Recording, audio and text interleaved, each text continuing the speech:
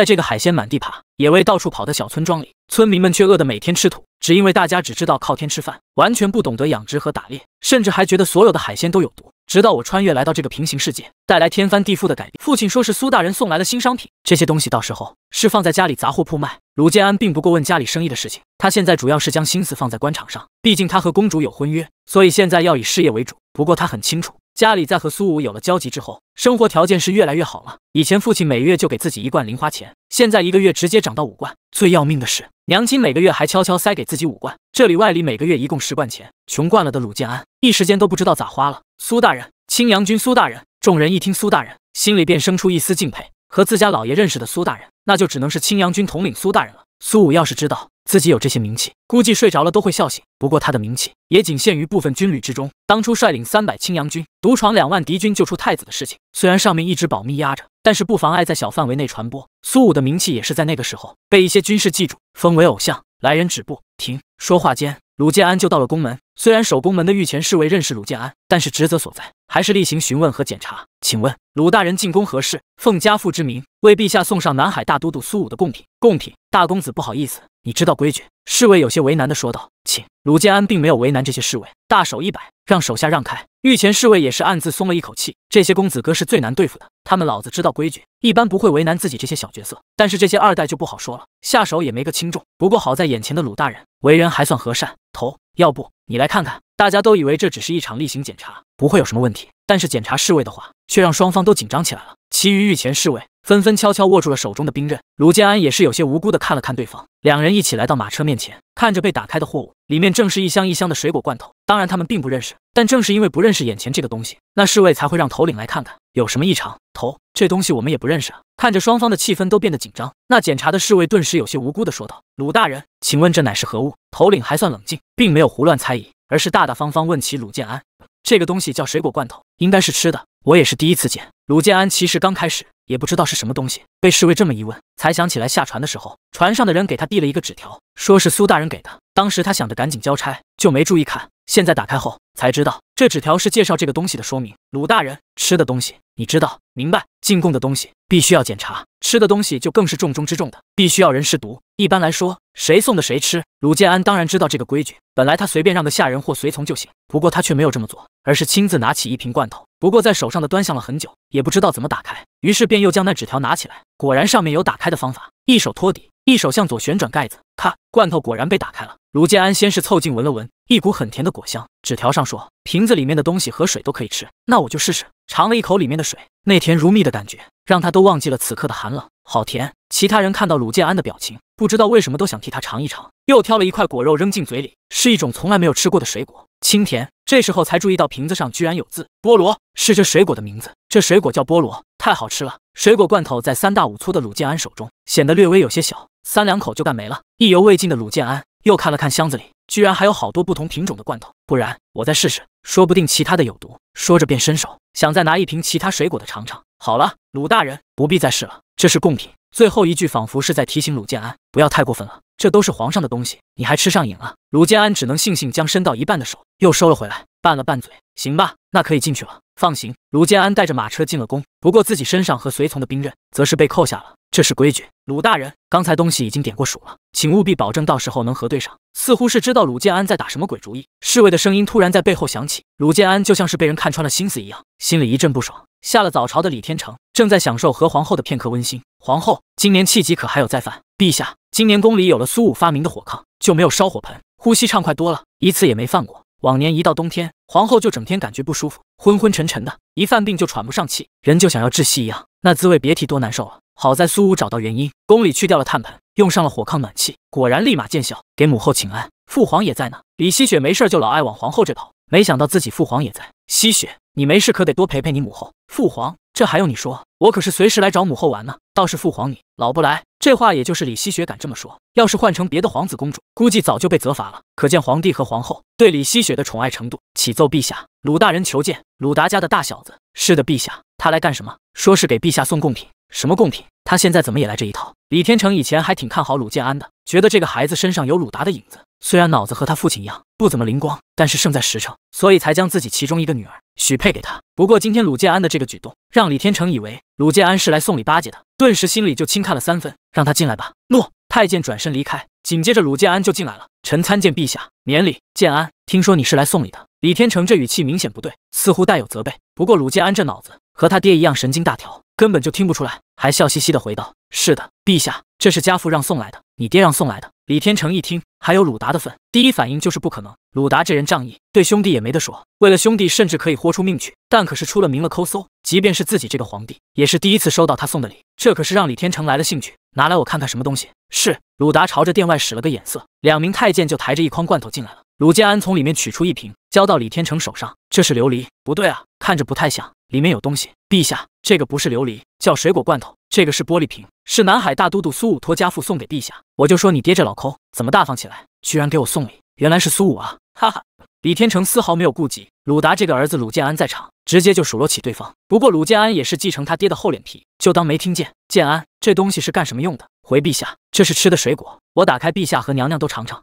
李希雪就在那里，却见自己这个未来姐夫居然没提自己名字，就开始耍脾气。嘿嘿，九公主也尝尝。鲁建安才发现自己忘了陛下和皇后娘娘最喜爱的九公主，立马补救道，心里也在暗想，自己可千万别让这姑奶奶惦记上，不然就完了。赶紧拿出3罐，亲手打开，然后由太监接过，再交到皇帝、皇后还有公主手中。3人的模样和鲁建安当初一样，先是试探性的闻了闻，然后用勺子捞起一块送进嘴里，好甜，真好吃，不错。3人纷纷给出好评，除了皇后娘娘，还稍微顾及颜面稳重一点。皇帝和公主都像是饿了3天一样，疯狂往嘴里送，好好吃啊，我要一个。好嘞，为了弥补刚才的过错，鲁建安赶紧又换了一个品种，打开给李希雪。李希雪接过后，又是一阵风卷残云。李希雪这边刚伸手要完，李天成又伸手，鲁建安这哪里还不懂，赶紧的又打开一个。有了经验的鲁建安提前打开一个，就眼巴巴看着皇后娘娘吃完后，主动递了过去。一家3口这吃罐头的动静，引得鲁建安在下面吞口水。周围的太监宫女也是频频侧目，对这叫水果罐头的东西十分好奇。爽，这罐头一瓶也算不小了，连汤带水的一斤肯定是只多不少，一人就干了2瓶。除了皇帝李天成以外，皇后和李希雪已经撑得不行了。这水果罐头真的太好吃了，而且这些水果以前怎么没吃过呢？李希雪一番话，让皇帝和皇后反应过来，刚才吃的水果罐头，别说吃了，见都没见过。希雪这么一说，好像还真是，这些水果以前怎么没见过？天下虽然之大，但是身为皇帝的李天成拥有天下间所有的东西，区区几个水果，自己以前居然没吃过，他自己都觉得有些不可思议。回陛下，这些水果乃是南海特产，是大都督苏武到南海后才发现的。那就难怪了，这就解释得通了。不过很快皇后又发现了问题，不对啊，现在已经入冬了，按理说除了保存好的冻梨以外，别的水果放不到现在啊。皇后是个细心人，偌大个后宫都是她一手在操办。虽说贵为国母，但是以前大龙前比较紧张的时候，后宫的一饭一茶都是皇后亲自督办，所以她对这些很清楚。再加上以往冬天她老是犯病，除了烧炭盆以外，就是空气干燥，经常想吃点水果润润，但是除了冰冷的冻梨，就没有别的水果可吃了。回娘娘话，据苏大都督所说，南海岛一年4季，除了夏天炎热以外，其他3季都温暖如春，没有冬天。所以岛上的各种作物基本都是1年2熟甚至3熟，水果的话也是1年4季都有。什么？当初以为南海岛只是一个鸟不拉屎的荒野之地，所以即便岛的面积超过正常封赏数倍之多，李天成也毫不心疼。朝廷其他官员也是抱着这样的想法，所以很顺利的就作为封地赏给了苏武。现在看来，所有人都看走眼了，幸好是苏武。李天成暗自嘀咕一句，不过好在是封赏给苏武的，虽然有些心疼，但是李天成也不至于耍赖要回来。南海虽好，但依旧是人迹罕至的地方，恐怕也只有在苏武手上才能发展得更好。父皇，这水果不能久放，这么多坏了也可惜了，不如给我一些吧。公主放心，这水果罐头就是为了解决水果不能久放的问题，苏大人特意做成罐头，大人说至少能放半年。李希雪刚说完，鲁建安就愣头愣脑的插了一句，气得李希雪恨不能上去踹他一脚。能放半年？当真？李天成第一次听说食物能放半年之久，感觉很不可思议。是的，陛下。一个小小的罐头引发的话题，让鲁建安足足在宫里待了半个时辰才脱身。离开后还要给太子那边送一箱，当然顾国公那里也少不了。不过鲁建安也不傻，这种好东西怎么能忘了自己的未婚妻公主呢？悄悄从家里仓库拿了些，给自己的4公主也送了去。根据苏武的计划，首当其冲的自然要给宫里送一份，毕竟任何时候一国之君的一举一动对下面有很大的影响。然后就是太子和顾国公这类的朋友，他们本身地位比较高，又是苏武的好友，所以一举两得。不出意外，水果罐头还没开卖就已经火出天际了。京师有钱人的圈子纷纷打听哪里能买到水果罐头，最终大家居然还是找到了水果罐头的源头——鲁国公。最近水果罐头风声太紧了，鲁达也知道自己可能暴露了，所以一下早朝就准备开溜，结果还是慢了一步，被人拦住。我说：“你个老小子不够意思啊！水果罐头快拿出来，与我一些。我家小孙子最近食欲不好，平日就爱吃水果。”哎呦喂！我说老王，不是我不给你，货还没到呢，就那么一点，全送到那位手里了。鲁达指了指皇宫的方向，对方自然知道他说的是皇帝，不过显然这点小伎俩根本就骗不到王国公。两人打了大半辈子交道，谁还不了解谁啊？你少打马虎眼，我不少你钱，今儿反正我拿不到罐头，我就赖着你了。你去哪我就去哪。鲁达撒泼打滚，在朝廷里面是出了名的。王国公也有模有样的学了起来。大冷的天，鲁达却还感到一阵燥热，周围的人似乎都开始慢慢围了过来。这要是被包了饺子，今儿彻底就栽了。鲁国公，陛下召见。眼看着要被围了，突然一阵天籁之音传入耳中。鲁达发誓，自己这辈子从来没觉得太监的声音如此美妙。什么？陛下找我？来了来了，诸位麻烦让一让，陛下找我，对不住了诸位。哈哈，什么叫小人得志？鲁达现在就活灵活现的给大家现场演绎了一番，众人此时也只能眼睁睁看着始作俑者从眼皮子底下溜走了。这小人嘴脸，东西可以不要，我就咽不下这口气。就是我们这么多人，还被他牵着鼻子走了，跑得了和尚，还跑得了庙？咱们去他府里等他，我就不信他不回家。好主意，同去。对，同去。可能是鲁达平日在朝廷耍赖，得罪的人太多了，水果罐头成了压死骆驼的最后一根稻草。众人都愤愤不平的批斗数落着鲁国公平日的无赖之举，今天还如此嚣张，简直叔叔可忍，嫂子不能忍。一起组队来到鲁国公门口刷副本，就等他自投罗网。此刻还不知情的鲁达正兴高采烈地跟着太监来到后殿见李天成，参见陛下。来了，快坐。今天的李天成格外热情，鲁达这个粗神经都感受到了。一般这种情况下只有两种结果，一是皇帝陛下要挖坑了，另一种就是有事相求。鲁达赶紧运转自己本就不怎么发达的小脑，反复几次后，确定最近朝廷好像没有什么需要背锅的事情，便放下心来。不知陛下找臣前来所谓何事？没什么事儿，就是你我兄弟很久没有这么做一做了，中午就不要回去了，陪朕用膳。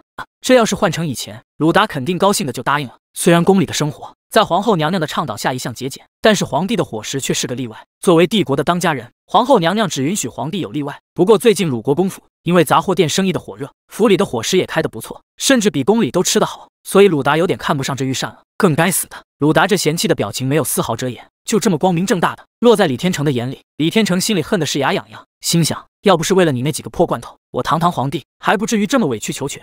陛下，今日家中老母过寿，我这个恐怕不能陪陛下用膳了。你撒谎能不能有点诚意？你老母过生日，我能不知道？是吗？老寿星过寿，为何不通知我呢？嘿嘿，散生散生。家母说就不劳烦大家了，家里煮碗寿面就过了。李天成都呆了，这还是鲁达吗？脑子什么时候转这么快了？难道水果罐头还有改善智力的功效？那行，百善孝为先，你有这般孝心，我便放心。李天成话说完，便陷入久久的安静，整个大殿静的只能听见两人的呼吸之声。皇帝没让走，鲁达自然也不能离开，但是李天成也不知道怎么开口讨要罐头，总不能直说，那多没面子。鲁达则是没心没肺的在那边站着发呆。鲁伯伯，你也在这？就在气氛尴尬至极的时候，李希雪来了，进来就看见鲁国公和自己的父皇在拿大眼瞪小眼。李希雪的声音算是暂时打破了刚才的尴尬。希雪，找父皇干嘛呀？终于能转移话题了，实在太尴尬了。父皇，我似乎是鲁达在的原因。李希雪有些不好意思说，鲁伯伯又不是外人，有什么你就说。父皇，那个水果罐头能不能再给我一些？就那么一点，根本就不够吃。李天成一听，恨不得抱着自己的乖女儿狠狠地亲两口。不枉平日疼爱你，简直就是瞌睡来了送枕头。哎呀，希雪，那罐头父皇也没了，上次就送来没那么一点，父皇连后宫娘娘们都没分完就没了。李天成故意拔高了声调，生怕鲁达听不见。这样啊，我听到没有？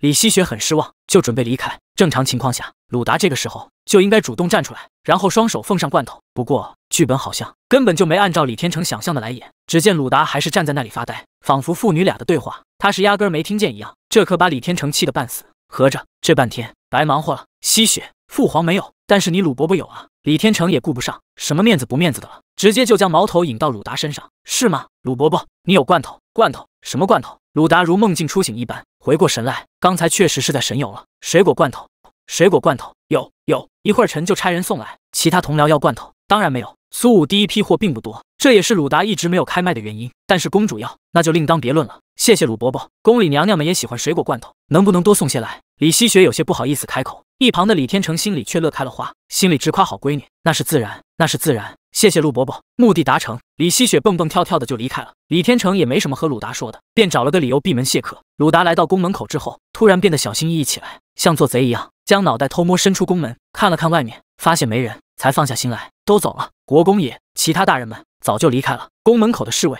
知道鲁国公是在躲其他大臣，所以也如实照说。得到确切的答案，鲁达算是彻底放心了。前脚跨出宫门，挥手找来远处等候的马车，便便朝着家的方向驶去。水果罐头这次肯定能引爆京师，哈哈，是时候该我老鲁家发财了。一路上哼着小曲，鲁达的心情是美美哒。马车缓缓停了下来，看来是到家了。鲁达掀开门帘，半个身子刚伸出去，就迅速缩了回来。我是不是眼花了？不信邪似的，再次偷偷朝外面看了一眼，满朝的大臣都在自己府门口。什么情况？快掉头走！嘿嘿，想跑你怕是来不及了。众人早就看到鲁达的马车了，众人似乎还商量好了战术。一拨人悄悄绕到后面，将马车的后路断了，剩下来则是将马车团团围住。嘿嘿，今儿诸位这么好雅兴，怎么都在这啊？眼看是躲不掉了，对方人多势众，鲁达也不能来硬的，便换上笑脸打哈哈。我们为什么来？恐怕鲁国公心里很清楚吧。大家明人不说暗话，今天要是拿不到罐头，咱们都不走了。就是都不走了，我就睡在你国公府门口，让大家看看。就是有人带头，其他人便肆无忌惮跟着吆喝。妈的，好汉不吃眼前亏，这次我鲁达认栽了。鲁达心里暗骂一句，心想这次肯定是跑不掉了，只能认倒霉。诸位，我知道大家都是为了水果罐头来的。说实话，我手里确实还有一些存货，但是就在刚才，陛下换我。大家也知道，难道罐头全部入了陛下的手中？鲁达现在突然这么说，有人很快就猜到了。是的，陛下刚才找我也是为了罐头，但是大家放心，大家这么看得起我，我拼了命也要给大家挤些出来。虽然不多，但算我鲁达一份心意。咱们同朝共事这么多年，知道我鲁达是个乐善好施的人。妈的！众人一听鲁达的话，脸上瞬间就像吃了屎一样。要你2个罐头，你还乐善好施？你是个什么人？我们当然清楚。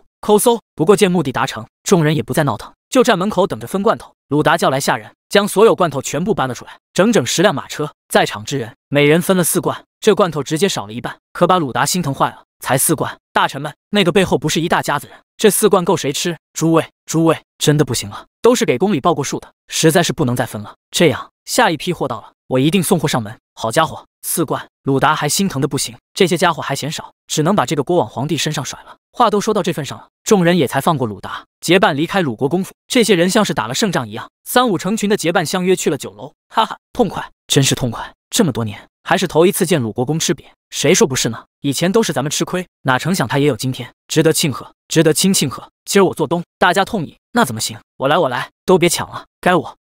谁能想到，一个鲁国公，生生的把今天京师酒店的营业额给拉高了2成。南海岛，远在南海岛的苏武收到了来自京师鲁达的信件，主要内容就是诉说罐头在京师的火爆程度，让苏武赶紧大量发货。苏武这边这段时间日夜赶工，总算是有了些存货。金山府那边因为已经过了栽种期，所以只有能开春之后再种果树。不过玻璃工厂却如期开工，罐头工厂也有着苏武这边暂时的供货，得以开工，所以两边同时生产罐头，已经有不小的库存了。苏武的计划是，目前还是以京师为主，因为京师有钱人最多，再加上目前的库存，也只能勉强维持京师的市场。等在京师上市之后，根本不用宣传，罐头的热度就会自动传遍整个大龙帝国。大人，咱们现在人手严重不足啊！邓元良现在每天是忙的是焦头烂额，城市和主题公园的建设、玻璃厂、罐头厂、水果种植园，还有橡胶种植园，事情太多了。元良，这段时间你辛苦了，我会尽快找人来协助你。苏武看在眼里，都有点心疼邓元良了。不过现在身边确实没有能分担的人，就只能先让邓元良一个人先扛着。大人，我这边倒是没事儿，主要是人手实在是缺口太大了，最近确实太忙了。不过邓元良喜欢这种忙碌的感觉，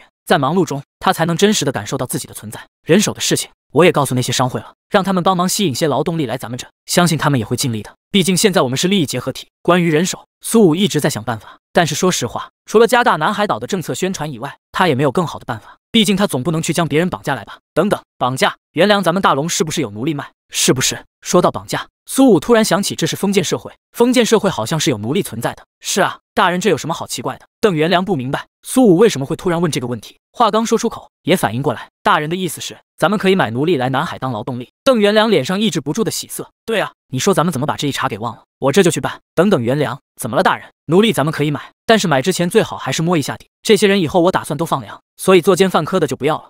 明白了。要知道封建社会，奴隶可是主人的私有物品和财产，从古至今还没有听过哪位奴隶主会将自己的奴隶放还自由。苏武一句放粮，又让邓元良崇拜的不行。大龙帝国的环境相对来说已经算比较好了，奴隶的来源一般分为3种，一是亲属犯罪被连累的，就比如电视剧里动不动就抄家发配这种，9族之内皆会被打成奴籍。第2种就是活不下去了，自愿卖身为奴，不过这种相对较少，因为不到万不得已，谁也不会走到这一步。一旦入了奴籍，子孙后代永世为奴。最后一种就是外国商人带来的外国奴隶，这种奴隶大龙帝国就不怎么管了。苏武的目标主要还是大龙奴隶为主，因为这种以后不影响放粮，那种外国老黑买回来，那就真的只能是终身为奴了。朱之勇回来了，金干了也黑了。自从掌管了苏武手中的海洋贸易，朱志勇跑了几次贸易后，感觉自己找到了人生的方向。这次回来待多久？苏武亲自给朱志勇做了一个水果刨冰，冰块是消食自制的。自从苏武将水果刨冰做出来以后，家里的几个女同志就爱上这东西了，甚至连饭都可以不吃。等这次货物全部出手，就差不多又该出发了，不多休息2天。不行啊，忙得很，有个事你帮我留意一下。什么事儿？你知道南海这边现在严重缺劳动力，我已经让袁良去买奴隶了，但是你最清楚，大龙国奴隶都在豪门世家手中，他们根本就不愿意卖，所以国内能买到的奴隶非常有限。你的意思让我在国外买奴隶？是的，本来我之前不考虑国外的奴隶，但是现在也是没有办法了。行，没问题。朱志勇现在也是苏武封地的一员了，封地的困难他也是看在眼里，现在一切都在往好的地方发展，就只是人口和劳动力非常缺。本来打算等货物全部卖完了再出发，但是现在封地人口问题已经如此迫切了。朱志勇下令将货物全部卸船，留在码头慢慢卖，自己则带着船队又出发了。这距离他上次离港回来才仅仅过了3天。船长，咱们这次去哪儿？听说黑齿国各部落正在混战，既然有战争，那奴隶肯定少不了。咱们去黑齿国。是，黑齿国位于东南亚靠南部的一个群岛国家，说是一个国家，其实更像一个联盟，因为到现在为止，黑齿国都还没有形成一个独立完成的政权。黑齿国大概有30来个大小不一的岛屿组成，基本上每个岛屿上都有1到3个部落组成。这些部落经常为了一些很小的理由就大动干戈，整个黑齿国几乎处于一片动荡之中。有战争就有俘虏，有俘虏自然就有奴隶。说来也是奇怪，黑齿国对内非常排斥，但是对于朱志勇在这种外国商人却非常受欢迎。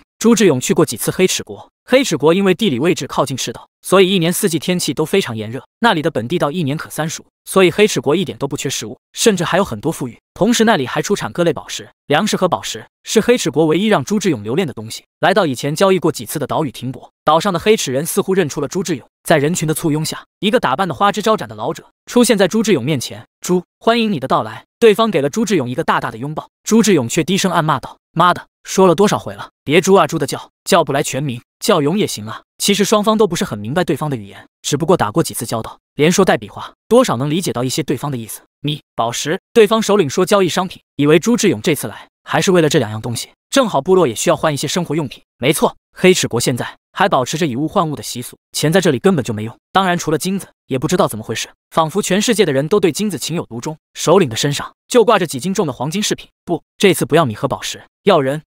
这次是个全新的话题。朱志勇比划半天，对方都不明白自己的意思，这可把朱志勇急坏了。正巧这时候，部落的武士押送一群俘虏路过，朱志勇立刻就想到了什么，赶紧起身来到俘虏旁边，然后指了指俘虏，又指了指自己。这次部落首领好像明白了朱志勇想表达的意思，大手一挥，直接让部落武士将俘虏押到朱志勇前面，然后说了一个字：钱。对方说钱，其实并不是真的想要钱，而是让朱志勇出价，用什么东西来交换。朱志勇拿出一把破损的铁剑，递给首领。这铁剑是朱志勇从国内以废品价格收来的淘汰品，但是在首领眼里确实宝物一般，因为这边部落根本就没有打铁技术，所以他们的武器装备现在还停留在木工和古制品的层面，金属武器多是通过交易换到的。行，你开个价吧。对方首领思索片刻，看了看铁剑，又看了看俘虏，咬牙伸出一双手，露出10根手指。妈的，一个人换10柄铁剑，虽然还是我占便宜了，但是做生意怎么的也要还价才行，不然岂不是被他知道自己吃亏了？